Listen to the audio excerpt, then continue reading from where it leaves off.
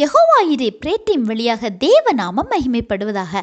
உங்களையும் வெல்கம் பண்ணுறேன். பிரியமானவர்களே, நமக்கும் ஆண்டவருக்கும் இடையேயான ஒரு நெருங்கிய தொடர்பை ஏற்படுத்துவது ஜெபம் மட்டும்தான்.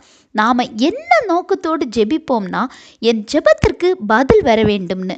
ஆனால் பதில் வர வேண்டும்னா முதல்ல நாம் ஜெபிக்கிற ஜெபம் ஆண்டவரிடத்தில் கேட்கப்பட வேண்டும்.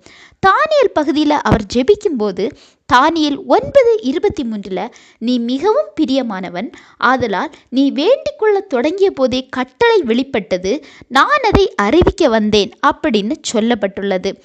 அதாவது தானியேல் வேண்டிக் கொள்ள தொடங்கிய போதே கட்டளை வெளிப்பட்டதா அப்படின்னா இவர் இந்த ஜெபத்திற்காக ஏதோ பெரிய முயற்சி கண்டிப்பாக எடுத்திருக்க வேண்டும்.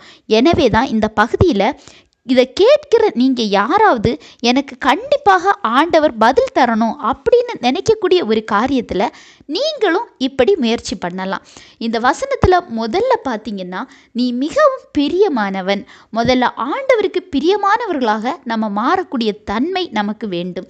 ரெண்டாவதாக இவர் உபவாசம் பண்ணுகிறார்.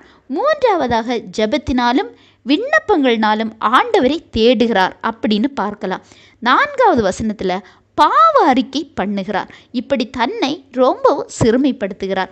இப்படி இவர் ஜெபிக்க ஆரம்பித்த போதுதான், இவர் வேண்டிக் கொள்ள தொடங்கிய போதே கட்டளை வெளிப்பட்டது. ஆண்டவருக்கு பிரியமாய் வாழ்கிற பிள்ளைகள் ஒரு காரியத்துக்காக தன்னை சிறுமைப்படுத்தி ஜெபிக்கும்போது ஆண்டவர் கண்டிப்பாக பதில் தருகிறார்.